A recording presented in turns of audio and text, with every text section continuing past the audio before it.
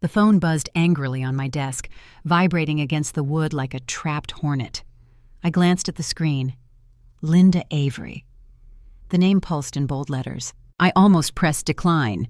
Journalists rarely bring good news, but something stopped me. Maybe it was the same instinct that helped me write the endings to my thrillers before I even figured out the middle. Jessica Alba? Her voice was sharp, professional. This is Linda Avery. I know you don't usually give interviews, but please hear me out. We're doing a podcast series on family secrets, and your mother's name, it keeps coming up. My throat tightened. Of course it did. Vivian Alba. America's favorite lifestyle queen of the 90s. Perfect mother, perfect host, perfect liar. I'm not interested. The words came out fast, automatic. A reflex developed over decades. A shield. What if I told you we found Margaret Collins? Linda's voice softened, lowered like she was about to confess something forbidden. The pen I'd been fidgeting with snapped in half, blue ink smeared across my fingers like bruises. Margaret, our old nanny, the only witness to what actually happened behind the glossy facade of the Alba household. The woman who knew what the cameras never showed. She's ready to talk, Jessica, about everything. I stood up, pacing my office like a caged animal. My eyes passed over the shelf of my published novels, each one, I now realized, a shadow of my own childhood. A fictional purge, a cry for justice with different names. Why now? I asked, more to myself than to her. Linda didn't miss a beat. Because your mother is launching a comeback. New lifestyle brand. A reality show. The same story of perfection. The same smile. Margaret says she can't stay silent anymore. My father's voice echoed in my memory from our last phone call. Sometimes the truth needs a spotlight, Jess, even if it burns. Linda continued. The podcast reaches millions. This is your chance. To do what? I snapped. Destroy her? Get revenge? To tell your story, she said gently. The real one. I stared at my reflection in the office window. 31 years old, and I still saw her. The terrified little girl who smiled for the cameras while hiding purple fingerprints beneath designer sleeves. Who flinched at gentle voices because they reminded her of what came after. My therapist would say this is a terrible idea, I muttered. What do you say? Linda asked. Her question hung in the air, as heavy as the silence that followed. Rachel's voice, my stepmother's, whispered in my head. Healing doesn't come from running. It comes from facing it.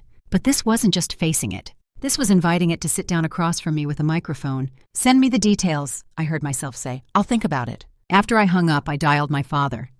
Tom Alba picked up on the second ring, his voice already bracing for whatever storm I might bring. Dad, I said, steadying my breath, remember when you told me the truth needs a spotlight? What's going on? I told him about Linda, about the podcast, about Margaret. Silence. I pictured him rubbing his temples or running his hand through his silver hair like he used to in the lecture halls. Finally, he spoke. Your mother will fight back, he said. You know that. You know how she operates. I'm not that scared little girl anymore. No, he said, his voice softening. You're a warrior, with a pen. But Jess, make sure you're doing this for the right reason. And what would that be? Healing, he said, and not hurting, even when they look the same. After we hung up, I opened my laptop and typed Vivian Alba into the search bar. Her face flooded the screen, still poised, still polished, still lying through her perfectly whitened smile about our happy family. Her new interview clip played automatically. Same kitchen set, same pastel apron. A new show, the works. The phone buzzed again. Linda sending over podcast details. The episode would go live in 3 weeks. 3 weeks to decide whether I was willing to burn the castle my mother had built from lies. I traced the screen with my finger, hovering over her frozen smile. The smile I'd inherited. The smile I learned to weaponize. Game on, Mother, I whispered. Let's see how you perform under real lights. The box of childhood memorabilia sat on my desk like a ticking bomb. I dragged it out of storage, telling myself it was research, but my hands trembled as I opened it. The first photo made my stomach clench. There we were. The perfect Alba family on live television. Vivian in her signature pearl necklace. Dad in his tweed blazer. Me in a custom dress that cost more than some people's rent. All of us smiling like we'd been programmed. Look at the camera, Jessica. Now tilt your chin down. You look fat when you hold it that way. Her voice echoed in my head, sharp as a scalpel. I could still feel her fingers digging into my shoulder, arranging me like a doll while a makeup artist dabbed powder on my too shiny forehead. My phone rang. It was Rachel. "Your dad told me about the podcast," she said without pleasantries. "Are you sure about this?" I picked up a ribbon from one of Mom's Young Lady of the Year pageants, one of the many she forced me into. "You didn't see the good days, Rachel. The days when she actually looked proud of me. That's what made the other days worse. I lived for the good ones." "They were part of the manipulation," Rachel said. "You know that. I know that." I closed my eyes. I could still remember the day I won a national writing contest. Mother had thrown a garden party in my honor, called me her brilliant daughter in front of everyone. Later that night, when the guests were gone, she pulled me aside. "Next time, try not to slouch during your reading. You looked like a street performer." "I found my old diaries," I told Rachel. "You know why I started writing thrillers?" "Why?" "Because they were the only books Mom wouldn't read. She said they were beneath her." Rachel chuckled softly. "And now you're a best-selling author in the one genre she despises." I held up a newspaper clipping from Mom's recent press release. "She's relaunching her brand right when my new book is coming out." She always knew how to steal the spotlight. Rachel's silence said everything. She'd seen the aftermath of my mother's perfectionism, the panic attacks, the trust issues, the obsessive need to control everything. The doorbell rang. I checked the security camera. Linda Avery stood on my porch, holding a box of old VHS tapes. "I have to go," I said to Rachel. "Linda's here." "Jess," Rachel's voice softened. "Just remember what we talked about in therapy. Revenge feels like healing, but it's not." I let Linda in. She looked around my living room the way journalists always do, with a quick, sweeping gaze that sees everything. "You have your mother's taste in art," she noted. "I keep her paintings turned toward the wall," I said, nodding at the reversed canvases. "It's my version of therapy." She smiled and set the tapes on my coffee table. "These are unedited reels from her first TV series. Margaret kept them." My chest clenched. Why would she hold on to those? "Insurance," she shrugged. "Or maybe just proof. Watch them before you decide." I picked up one tape, Family Harmony, Episode 1, raw footage. "There's something else," Linda said, hesitating. "Your mother's PR team reached out.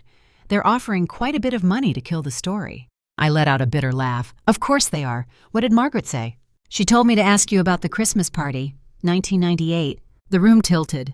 That party. The night I found Mom shredding letters in her study. The night she looked at me with a cold fury I'd never forget. The night I realized I'd have to leave. "Tell Margaret I'll do the podcast," I said quietly. "But first, I need to watch the tapes." Linda nodded and turned to leave. "One more thing," she added at the door. "Your mother's pitching a mother-daughter cooking show. She's been telling the press. You might make a guest appearance." The audacity hit me like a slap. 15 years of silence. And she thought she could just script me back into her fantasy? I looked at the reversed paintings. "Time to face forward," I whispered, turning the first one around. The screen flickered to life. Grainy footage, harsh lighting, behind the scenes of the 1998 Christmas special. There she was, my mother, smiling sweetly for the crew, then hissing between takes. "Margaret, can you fix Jessica's hair? She looks like she's been dragged through a hedge." My mother's voice, "Honey on top, poison underneath." I must have watched that first tape 3 times in a row. Not because I couldn't believe it, but because I knew it all too well. Every frame, every glance, every cruel whisper that was never meant to reach the public. Watching it felt like peeling back the skin of memory, revealing wounds I thought had already scarred over. But they were still raw, still pulsing beneath the surface. I wasn't a child anymore, but suddenly I felt 10 years old again, holding my breath backstage while Mom berated a producer for using the wrong lighting for Jessica's cheekbones. Like I was a prop, not a person. The next day, I sat down with Linda in a small recording studio downtown. The walls were lined with foam padding. Everything about the room said safe, but nothing about this felt safe. She adjusted the microphone, then smiled gently. "You ready?" "I've been ready since 1998, I said. The red recording light blinked on, and I started. "My name is Jessica Alba. I'm a writer, a daughter, and I'm finally here to tell the story I've been silenced from telling my entire life." My voice cracked just a little. Linda didn't flinch. "I know what the world sees when they hear my mother's name. Vivian Alba, elegant, poised, a role model. That's what she gave the world. But what she gave me was different." I paused. I was not raised by a mother. I was managed by a brand. Linda leaned in just slightly, silently encouraging me to go deeper. There were cameras in our home, not just for the show, but in our minds. We were taught to perform all the time. My mother was obsessed with appearances, with perfection. And when I didn't fit that image, when I cried, when I got too skinny, when I gained weight, when I got sick, she turned cold. I didn't call it abuse for a long time, I continued, voice lower now, because there weren't bruises, just silence, just shame, just the feeling that I was never quite enough. There was a long pause. Linda didn't rush me, so I kept going. She used to make me write thank you notes to strangers who sent her fan mail, told me it was good practice for gratitude. I was 9. She once punished me for spilling juice on a dress by making me wear the stained version on camera the next day. Said it would remind me to be more careful. I laughed, but it was hollow. People talk about growing up in fame like it's a blessing. But when your home is a set, you never really know where the lies end and the living begins. I looked at Linda.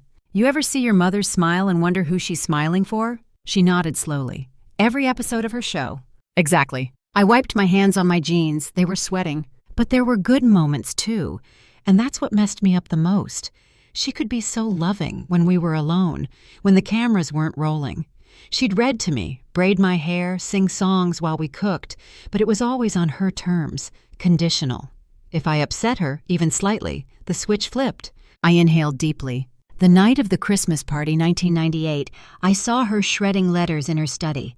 They were from my father, kind letters. He'd moved out by then, but he still tried. She tore them up, crying, not sobbing. No, she didn't cry like normal people. Her eyes were dry, her mouth was smiling.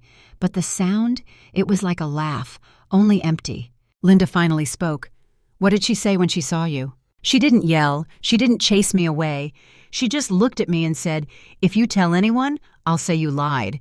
Then she kissed me on the forehead, like it was bedtime. The silence after that hung heavy in the room. I swallowed hard. That was the moment I started hiding. I stopped writing poems and started writing lies. Fiction became my sanctuary, because in fiction, I could control the pain. We paused the recording. I sat back, exhausted, like I'd just run a marathon without moving an inch. Linda looked at me carefully. "Jessica, you don't have to do the rest in one day." "No," I said, "I want it to. This truth has been buried too long." We picked up again after a break. "I want to talk about Margaret Collins," I said into the mic, "the woman who tried to save me." Linda leaned in. "Tell us." "She was my nanny for 3 years. Kind, warm, quiet. She knew what was going on, but she couldn't say it out loud. One night, when I had a fever, she stayed up with me all night. My mother told her to let me sweat it out, said I needed to toughen up. Margaret disobeyed. She brought me water, cold cloths, read to me. I smiled. She read me mystery novels, said, "Sometimes the clues are in what people don't say." That stuck with me. Linda nodded. "Why did she leave?" "My mother fired her, claimed she was overstepping boundaries, but I think she cared too much. That made her dangerous." I reached into my bag and pulled out a photo, Margaret holding me in her arms, both of us smiling, genuinely, not for any camera. "I haven't seen her in 15 years, I said, "but hearing she wants to talk, it cracked something open in me." Linda looked at the photo. "She's ready, Jessica. She wants to help tell the truth." That night I couldn't sleep. Not because of nightmares, but because I'd felt something unfamiliar during that recording session. Power. For the first time in years, I wasn't being edited. I wasn't being corrected, redirected, or shamed. I was just speaking.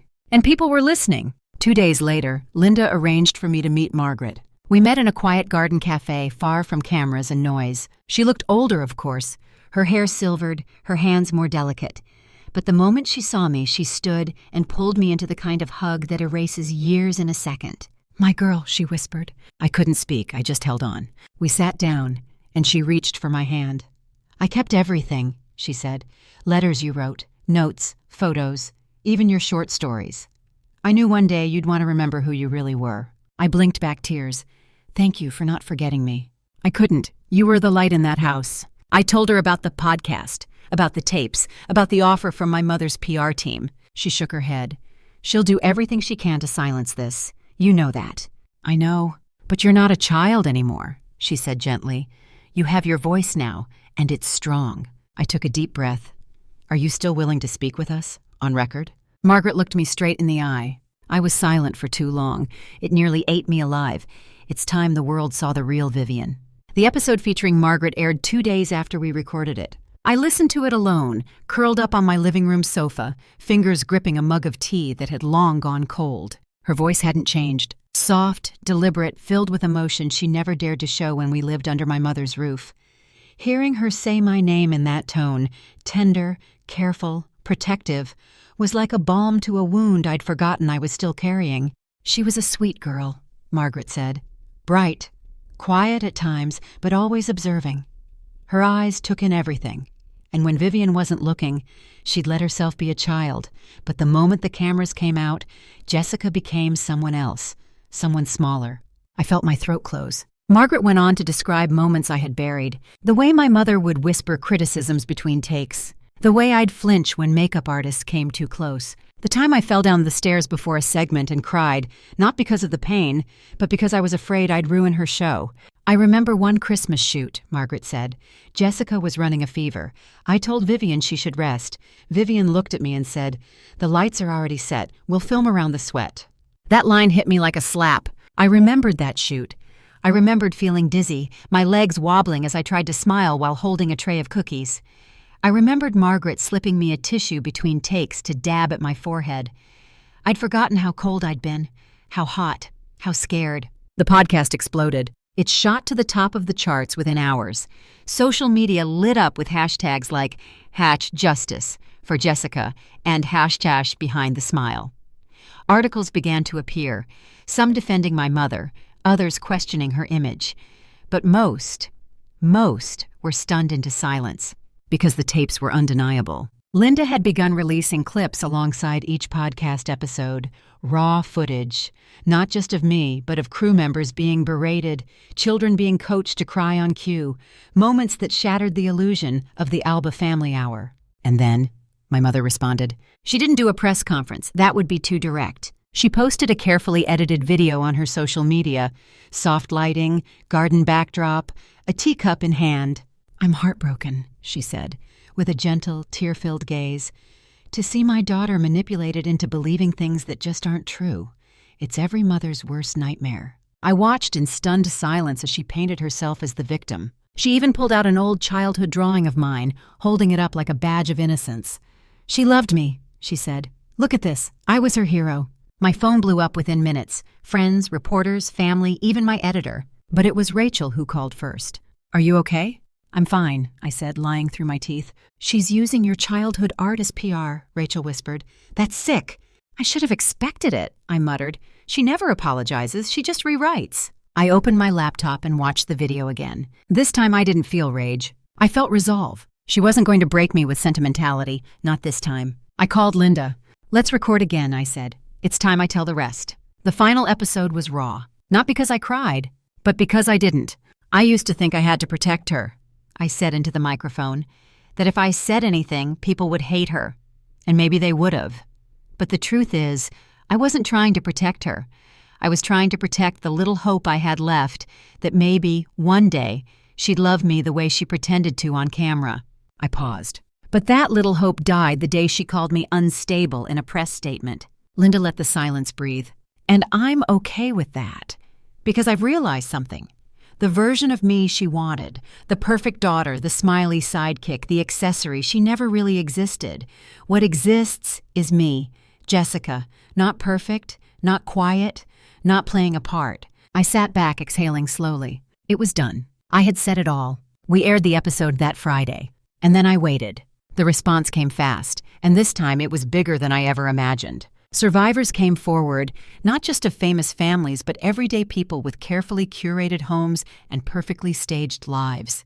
They wrote to me, emailed, commented on posts. Stories poured in about controlling mothers, secret traumas, and the pain of having no one believe you because the abuser smiled too well.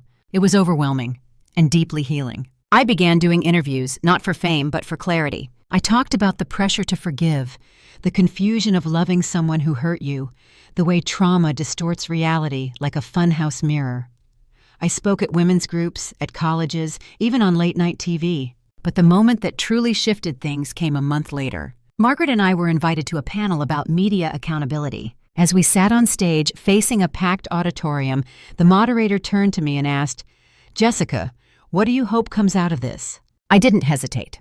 I hope someone out there hears this and finally stops blaming themselves. I turned to Margaret, and I hope the people who stood by silently see that silence has a cost. When we left the stage, Margaret hugged me tightly. "You did it," she said. "You broke the cycle." I smiled. Not alone. Later that night, I got a message. From my mother. Just one line. "You'll regret this when I'm gone." I stared at it. Then I deleted it, not out of anger, but because I'd already mourned the version of her I used to wish for, and I was finally free. The moment I stepped out of that hotel suite, I felt like I had just walked through a fire and come out without burning. Not because it didn't hurt. Oh, it hurt. There's nothing quite like looking the person who broke you in the eye and realizing they still don't see it. They still don't see you. But I didn't walk out for her approval. I walked out because I finally didn't need it. The podcast team had been waiting for a response, wondering if I would do a final episode to close the series. Linda gave me space. She didn't push. But when she texted, "Would you like the last word?" I knew. Yes, I wanted it. Not for vengeance, not for the headline, but because for the first time in my life, I had the power to choose how my story ended. So I returned to the studio. Same room, same microphone, different woman. The red light blinked on again. "My name is Jessica Alba," I said, "and this is my final word." I spoke about the meeting with my mother, how it didn't bring resolution or apologies or dramatic tears, how it simply confirmed what I already knew, that she wasn't capable of admitting what she did. But that didn't mean I had to carry it anymore. "I spent years trying to rewrite myself into the daughter she wanted," I said. "I starved myself emotionally, physically, creatively. I stopped writing poems. I changed my laugh. I apologized for things I didn't do." I paused, "But I'm done performing." I shared about Rachel, how love can come from unexpected places, about my father, who may have left the chaos but never stopped loving me, about Margaret, whose quiet presence saved me more than I realized, and about the people listening. "You might be someone with a parent who smiled in public and screamed in private," I said. "You might be someone who's been gaslit into silence, who still questions your memories, who wonders if maybe you're just too sensitive." I leaned into the mic. "You're not." I told them about the thousands of messages I'd received, the ones that broke my heart and mended it at the same time, women and men who had hidden their scars behind sarcasm or success or silence, people who'd never told a soul what their perfect mom or dad had really done. "You are not alone," I said. "And your story matters, even if no one believes you, even if the person who hurt you denies it, even if the world calls them a saint." By the time we finished recording, the engineer was crying. Linda stood and hugged me. "You did more than speak," she whispered. "You freed people." The episode went live that night. It was called Jessica's Turn, and it wasn't about Vivian anymore. It was about me. A week later, my newest novel hit the bestseller list. The timing felt poetic. It wasn't about revenge, it was about reclaiming. I did one interview for a book podcast. The host asked, "What do you think the younger version of you would say if she could see you now?" I didn't hesitate. "She'd probably whisper, 'We made it.'" He smiled. "Would she be surprised?" "Not at all," I said. "She was always the strong one." After that, I took a break. No more interviews, no more inbox diving, just quiet. I went to the coast with Rachel and my father. We walked on the beach. We laughed over old family movies. We cooked dinner with real mess and real joy. It wasn't perfect. It was real. And that was more than enough. Margaret visited once. We sat on the back porch and drank tea while the sun set. "You know," she said, "you're nothing like her." "I used to be afraid I'd turn into her," I admitted. Margaret smiled. "You broke the pattern. You built something different." And I had. Not just a career, not just a name. I had built myself, piece by piece, with truth, with grace, with the parts of me she tried to erase. Sometimes people still ask me if I'll ever speak to my mother again, and I always say the same thing. I don't need closure from someone who never opened up to begin with. The truth is, I forgave her. Not because she asked, but because I no longer wanted her to own any part of me. Forgiveness, I learned, isn't a gift you give to someone else. It's something you give to yourself so you can finally walk away. Now, when people mention Vivian Alba, I don't flinch. She can have her brand. I have my peace. And when I pass by a mirror now, I don't look for her face in mine. I see my own, and I like what I see.